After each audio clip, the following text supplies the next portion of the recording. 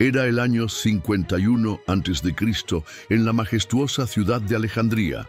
Tras la muerte de su padre, Ptolomeo XII, una joven de apenas 18 años, asumía el trono de una dinastía griega que había gobernado Egipto durante casi 3 siglos. Inteligente, políglota y con una ambición tan vasta como el Nilo, se alzaba como el símbolo de una antigua civilización en declive. Pero, a pesar de tener un reino a sus pies, había algo que pesaba más que la corona: su destino ligado a los hombres más poderosos de Roma, el imperio que representaba una amenaza insostenible para la independencia de Egipto. Su amor, su intelecto y sus alianzas la llevarían a tomar decisiones sin precedentes, unas que sacudirían los cimientos del mundo antiguo y la convertirían en la única faraona de origen griego que luchó por la supervivencia de su nación. Su nombre, que resonaría a través de la historia, era Cleopatra.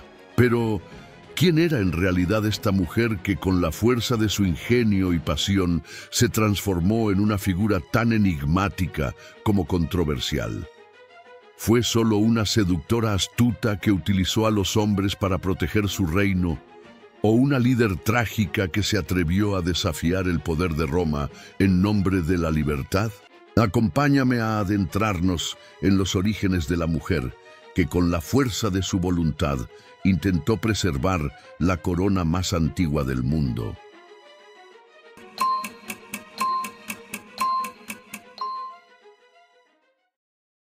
El 2 de noviembre del año 69 a.C., en el vibrante corazón del mundo helenístico, la princesa, que se convertiría en la figura más legendaria de Egipto, nació en el gran palacio de Alejandría. Su nombre, Cleopatra, que en griego significa gloria del Padre, presagiaba un destino que superaría con creces el de cualquier otro gobernante de su estirpe. Pero su llegada al mundo no fue motivo de gran celebración.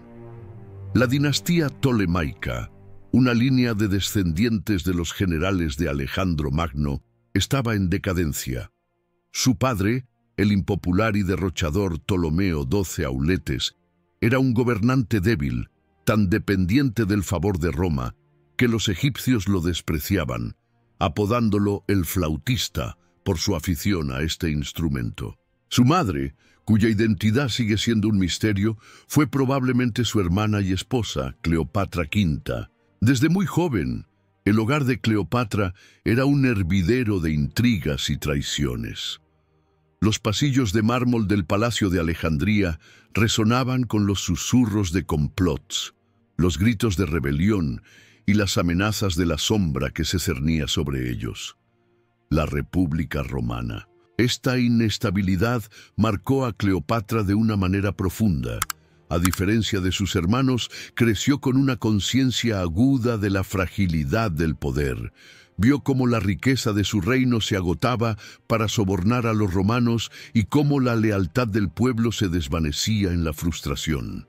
Su carácter se forjó en esta época turbulenta, una mezcla de astucia, cautela y una feroz determinación por la supervivencia de su reino y de su propia vida. Su educación fue excepcional y la diferenciaría de todos sus antecesores. Mientras que sus ancestros ptolemaicos, los gobernantes de Egipto durante casi 3 siglos, hablaban únicamente griego y se negaban a aprender la lengua de su pueblo, Cleopatra se sumergió en el aprendizaje. No solo dominaba el griego de sus antepasados, sino que aprendió el latín, el arameo, el etíope y, lo que era más importante, el idioma egipcio. Esto le permitió comunicarse directamente con sus súbditos, algo que ningún faraón de su dinastía había hecho, y le ganó el respeto del clero y de la gente común. Además de los idiomas, fue educada en retórica, filosofía, diplomacia, matemáticas y astronomía, convirtiéndose en una de las mujeres más instruidas de su tiempo. Su mente era tan afilada como su belleza era legendaria. A los 12 años, la situación se volvió aún más precaria. Su padre, incapaz de controlar a la población furiosa por sus lazos con Roma, fue expulsado de Egipto. En un desesperado intento por recuperar su trono, se refugió en la corte romana, dejando el reino en manos de su hermana, Berenice IV. Durante este exilio de 3 años, Cleopatra vio cómo la familia real se desmoronaba por las luchas internas y presenció la brutalidad de la ocupación romana, que finalmente restauró a su padre en el poder con la ayuda de legiones romanas. El regreso de Ptolomeo XII fue sellado con la ejecución de su propia hija, Berenice. Esta traición y violencia cimentaron en la joven Cleopatra la convicción de que solo un poder absoluto y la astucia diplomática podrían protegerla a ella y a su reino. A su regreso, Ptolomeo, sabiendo de la inteligencia de su hija y probablemente impresionado por su capacidad para sobrevivir y aprender en medio del caos, la designó su cogobernante y sucesora. Aunque solo tenía 18 años cuando su padre murió en el 51 a.C., Cleopatra ya estaba preparada para el desafío. Había aprendido el arte de la supervivencia en una corte llena de complots, la importancia de la diplomacia con una potencia extranjera y, sobre todo, que el poder no se hereda, sino que se conquista y se defiende. La última reina del Nilo no era una figura inocente en un juego de tronos. Era una sobreviviente forjada en el fuego de la traición, el exilio y la desesperación. Estaba lista para gobernar un reino en la encrucijada del mundo, con una inteligencia, una voluntad y una visión que la colocarían a la par de los grandes líderes romanos que intentarían conquistarla. El escenario estaba listo para su ascenso.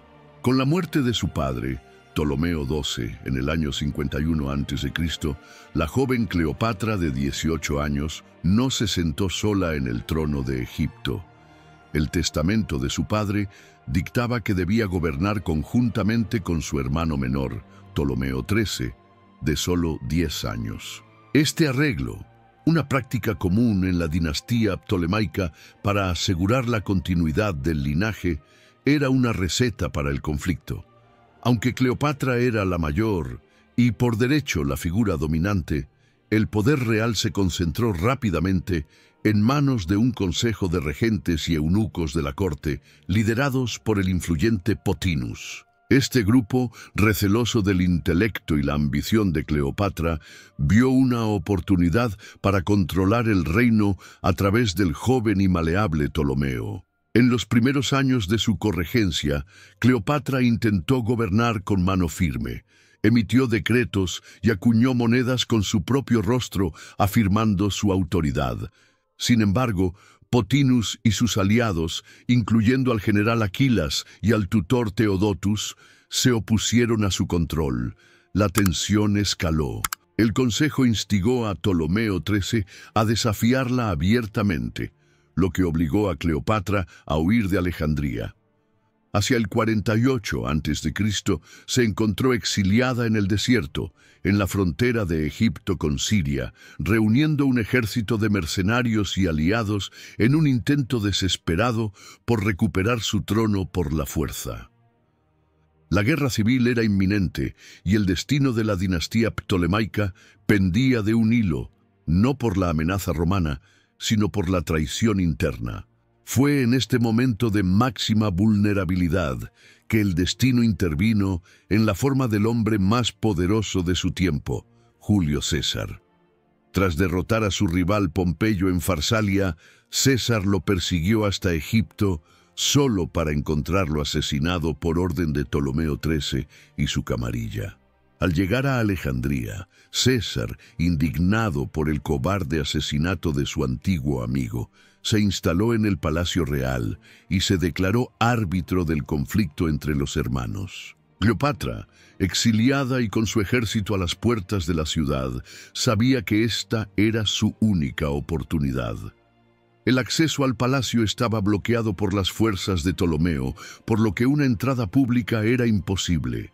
Así, ideó uno de los actos de audacia más famosos de la historia. descartó la idea de una entrada triunfal como una reina y en su lugar se presentó como una suplicante desesperada. Se hizo envolver en una alfombra, o según otras fuentes, en un saco de lona, y fue llevada a escondidas a los aposentos de César. Al desenrollar la alfombra, no apareció una mujer desaliñada, sino una reina en pleno esplendor, desarmada y vulnerable, pero con una inteligencia brillante y un encanto inigualable. Este encuentro fue un punto de inflexión.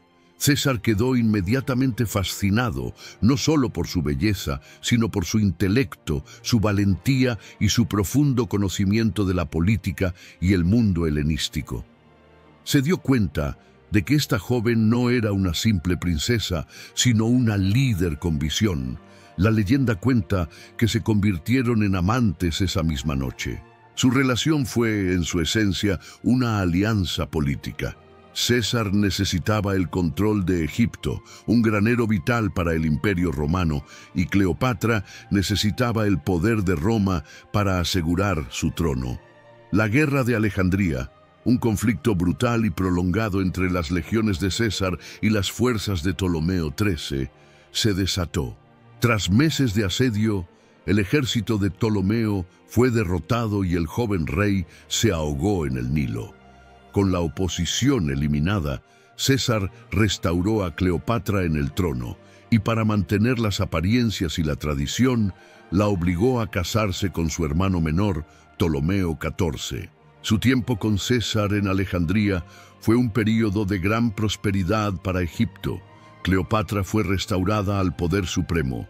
Su hijo, Cesarión, nació poco después, consolidando su lazo con el dictador romano y asegurando su posición en el escenario mundial. Se rumoreaba que César quería reconocerlo como su heredero, un hecho que habría cambiado el curso de la historia. Aunque César nunca lo hizo públicamente, la mera existencia de Cesarión colocó a Cleopatra en una posición única de poder.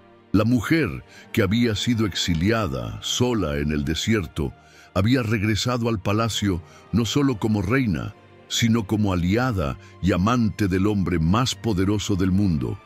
Su juventud, marcada por el peligro, la había preparado para este momento. Había aprendido que el poder no siempre se conquista con ejércitos, sino a menudo con ingenio, diplomacia y una dosis de audacia que el mundo jamás olvidaría. El idilio de Cleopatra con Julio César no se limitó a los aposentos de Alejandría. En el año 46 a.C., la reina de Egipto hizo una entrada triunfal en Roma, no como una prisionera de guerra, sino como una aliada poderosa y una huésped de honor. Se instaló en la villa de César, en la otra orilla del Tíber, donde fue recibida con la pompa y el boato que correspondían a su rango. Su llegada causó un revuelo sin precedentes. Acompañada por su hijo, Cesarión, el pequeño vástago de César, Cleopatra se convirtió en el centro de atención de la alta sociedad romana, un símbolo exótico y fascinante del poder de Roma sobre el mundo conocido. Durante casi 2 años, Cleopatra se movió por los círculos de la élite romana, pero su presencia generaba una profunda incomodidad.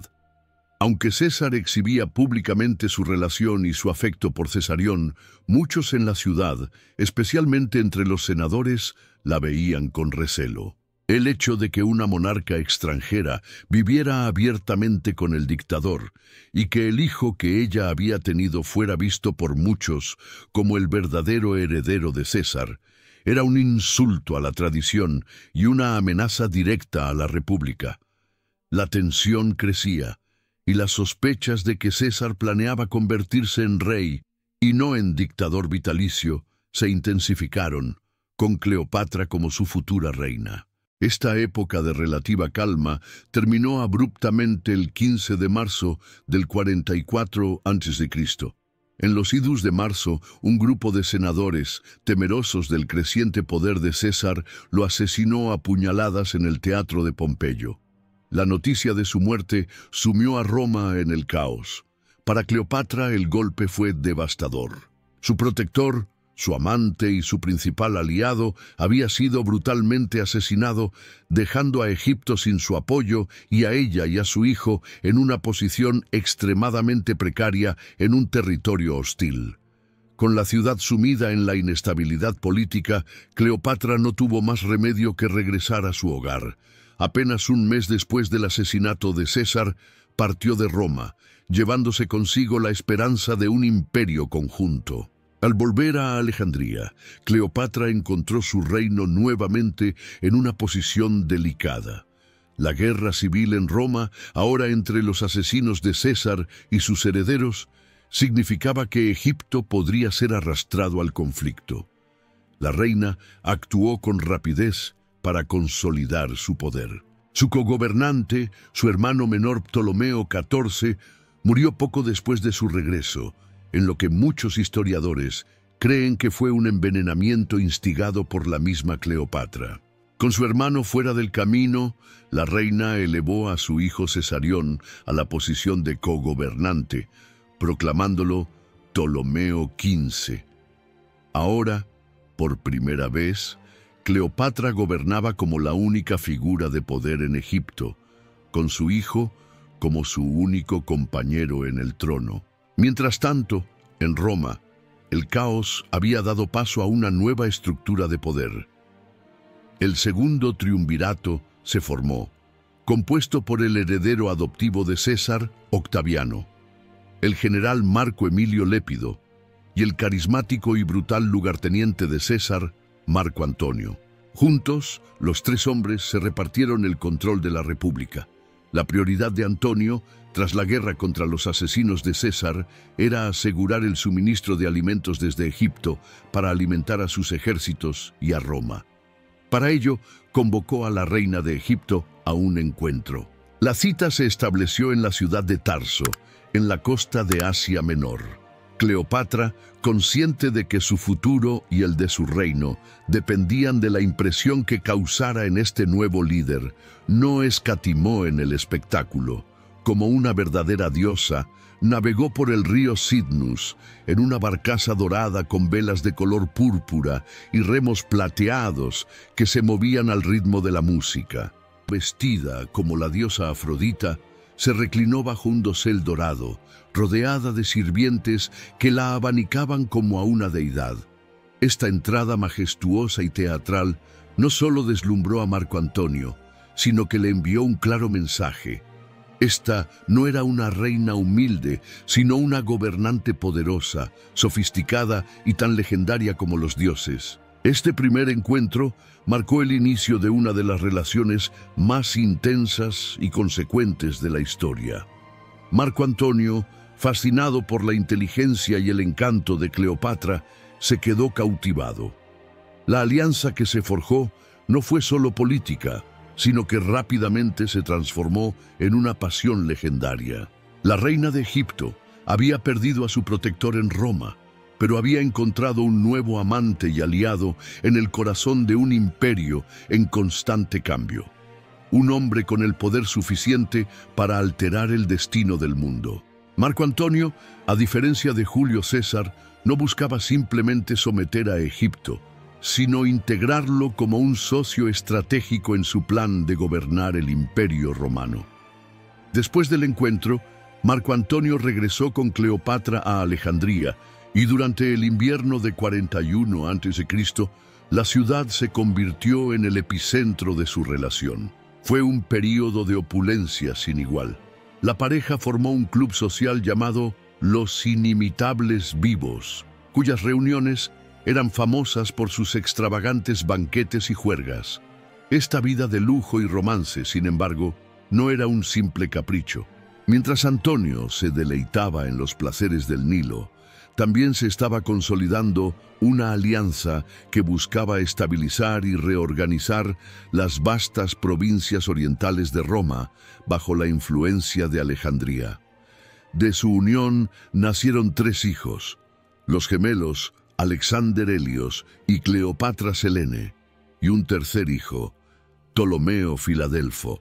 Con cada nuevo nacimiento, la reina de Egipto fortalecía su derecho a gobernar y la seguridad de su dinastía, asegurando un linaje real que conectaba a su casa ptolemaica con la futura élite romana. Pero la alianza no fue bien recibida en Roma, especialmente por el rival de Marco Antonio, Octaviano.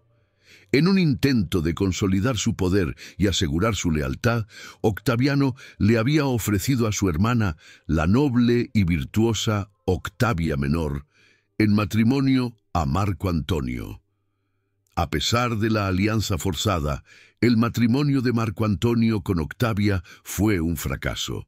Marco Antonio no podía disimular su pasión por Cleopatra, ni su desinterés por su esposa romana.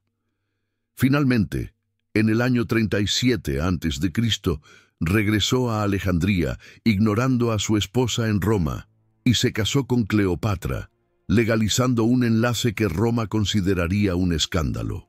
La verdadera ruptura se materializó en el año 34 a.C. con las donaciones de Alejandría, un evento político-teatral que cimentaría el odio de Roma. En una elaborada ceremonia pública, Marco Antonio y Cleopatra se sentaron en tronos dorados, con sus hijos vestidos como futuros monarcas. Marco Antonio proclamó a Cleopatra reina de reyes y a Cesarión rey de reyes, y distribuyó vastos territorios de la República Romana entre sus hijos. Cesarión fue declarado el verdadero heredero de Julio César, una afrenta directa a Octaviano.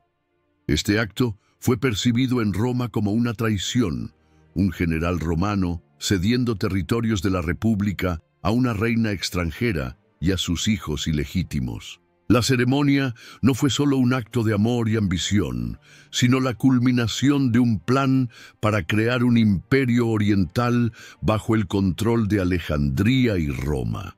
Octaviano, un maestro de la propaganda, aprovechó el escándalo al máximo. Describió a Cleopatra como una hechicera extranjera que había esclavizado a Marco Antonio, robándole su hombría romana y su lealtad a la República. La tildó de ambiciosa, cruel y, sobre todo, una amenaza para la pureza de Roma. Los rumores se extendieron por toda la ciudad. Se decía que Cleopatra planeaba trasladar la capital a Alejandría, subyugar a los romanos y gobernar el mundo desde Egipto. Octaviano manipuló la percepción pública con tal habilidad que cuando el Senado romano declaró la guerra, no fue contra Marco Antonio, un héroe romano, sino contra la reina de Egipto, la mujer que supuestamente había corrompido a su general. Esto evitó una nueva guerra civil entre facciones romanas y la presentó como una guerra justa para defender el honor y la integridad de Roma. El conflicto final se libró por mar y tierra en las costas de Grecia. La confrontación decisiva llegó el 2 de septiembre de 31 a.C., en la batalla de Accio, una de las mayores batallas navales de la antigüedad.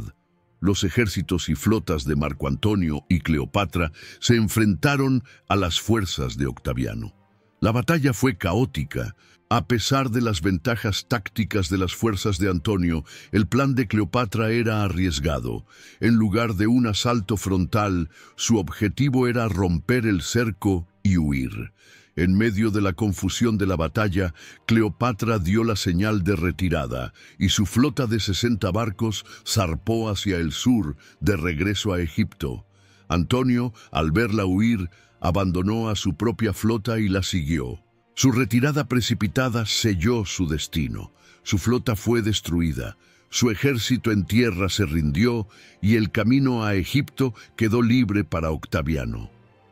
La derrota de Accio no fue solo una pérdida militar, sino una catástrofe política y personal que marcó el final de su poder. La última esperanza de la última faraona había muerto en las aguas de Grecia.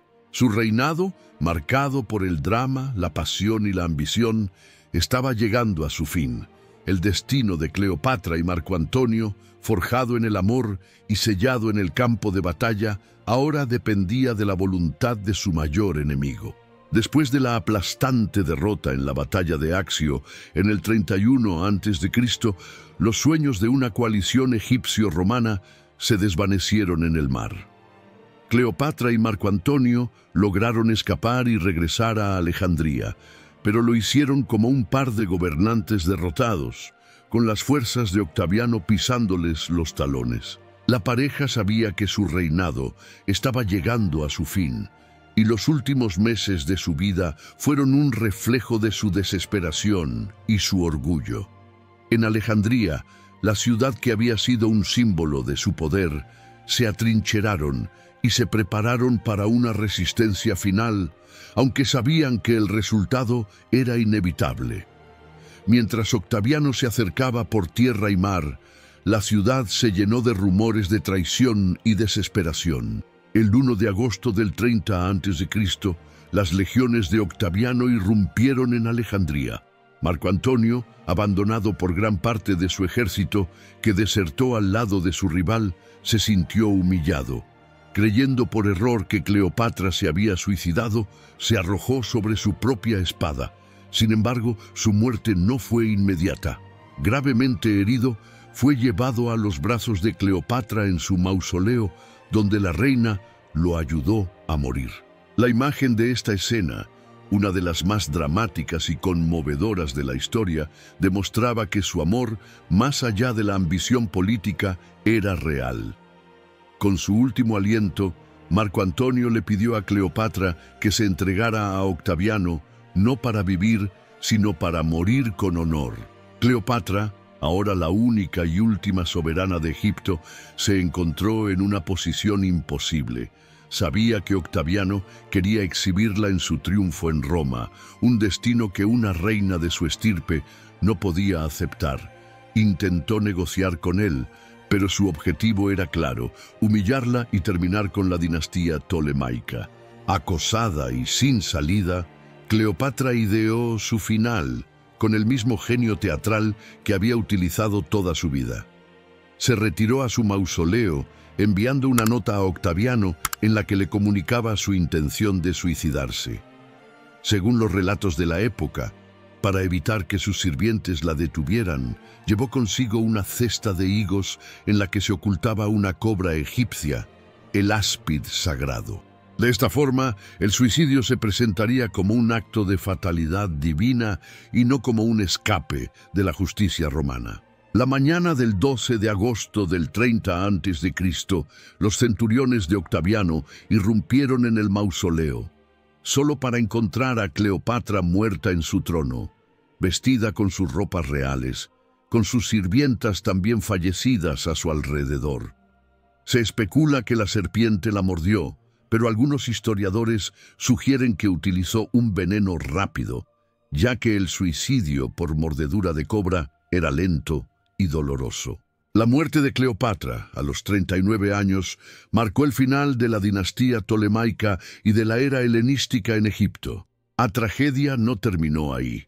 Cesarión, el hijo de Cleopatra y Julio César, que había huido a la frontera con Etiopía, fue capturado y ejecutado por orden de Octaviano. 2 Césares son demasiados, se dice que comentó el futuro emperador. Con su muerte se extinguió el último linaje de la sangre de César.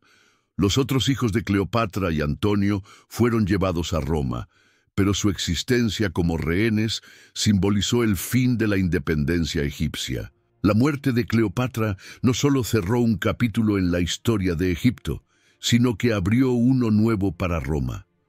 Con la derrota de su último gran rival, Octaviano consolidó su poder y en el año 27 a.C. se proclamó Augusto, el primer emperador de Roma. Egipto se convirtió en una provincia romana, un simple granero bajo el control directo del emperador. El legado de Cleopatra es un enigma. Para los romanos, fue la hechicera que casi destruye su república.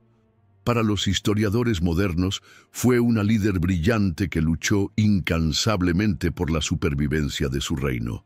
Su vida, llena de amor, intriga y audacia, es un recordatorio de que los grandes personajes de la historia A menudo se definen no solo por sus victorias, sino por la forma en que eligen su final. A lo largo de la historia, la figura de Cleopatra ha sido más que una simple reina. Se ha convertido en el arquetipo de la seductora fatal, una mujer cuya belleza era tan irresistible que podía someter a los hombres más poderosos del mundo. Sin embargo, este retrato, magnificado por la propaganda romana y la ficción, oculta una verdad mucho más fascinante y compleja. Su verdadero poder no residía tanto en su físico como en su intelecto, su carisma y su genio político. Era una maestra en el arte de la persuasión, y su vida fue un tejido de alianzas estratégicas y romances turbulentos que definieron el destino de un imperio. Aunque el cine y la literatura la han retratado como una belleza deslumbrante, las monedas y bustos de su época sugieren una apariencia menos convencional. Algunos relatos antiguos la describen con un mentón prominente y una nariz aguileña. Su verdadero encanto era su mente.